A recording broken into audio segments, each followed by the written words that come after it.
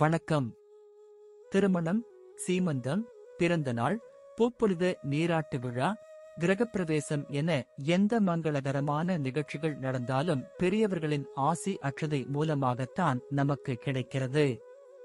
அட்சதையை தூவி ஆசீர்வதிக்கும் போது ஆசீர்வாதம் பெறுபவருக்கு அனைத்து விதமான சௌபாக்கியங்களும் கிடைக்கும் என்பது ஐதீகம். திருமணம் என்பது ஆணும் பெண்ணும் மட்டும் இணையும் விழா அல்ல, மணமகன் மற்றும் மணமகள் என இருவரின் குடும்பங்களும் சேர்ந்து இணைவதுதான் திருமணம். இருவருக்கும் அவர்களது பெற்றோரும் உறவினர்களும் அறிவுரைகளை கூறி அரவணைப்பது நல்ல உறவின் தொடக்கமாகும். பெரியவர்கள் திருமணத்தை 1000 காலத்து பயிர் என குறிப்பிட காரணம் தம்பதிகள் இருவரும் அடுத்தடுத்த ஜென்மங்களிலும் மனம் ஒத்து வாழ வேண்டும் என்பதற்காக.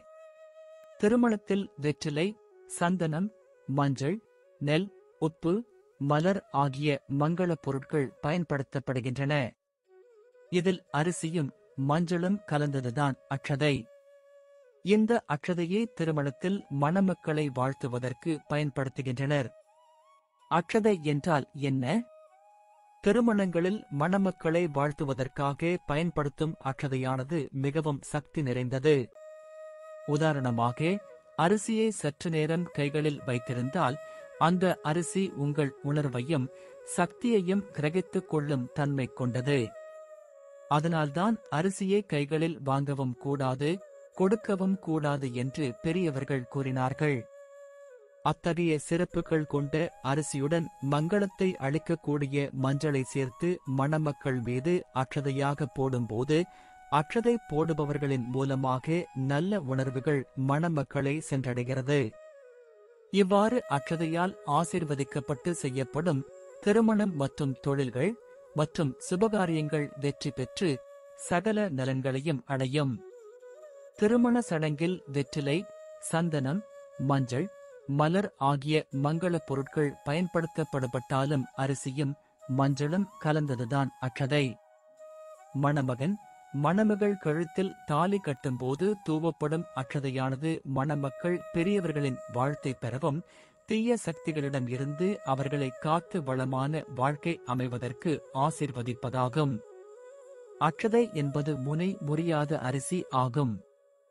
அதேபோல மங்களத்தை குறிப்பது மஞ்சள் ஆகும்.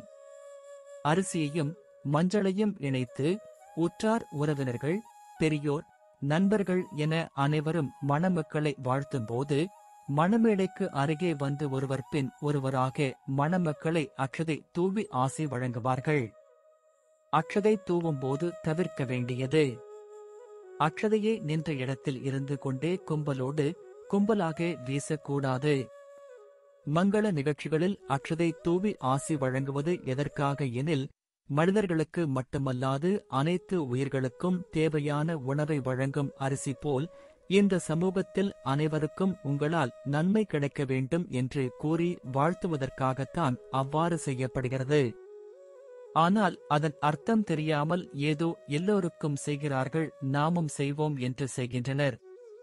அதனால் இனி மங்கள நிகழ்ச்சி நடைபெறும் போது அட்சதை தூவுவதன் மூலம் அந்த மகிழ்ச்சி உங்களுக்கும் கிடைக்கும், வாழ்த்து பெறுபவருக்கும் கிடைக்கும். நன்றி. வாழ்க வளமுடன்.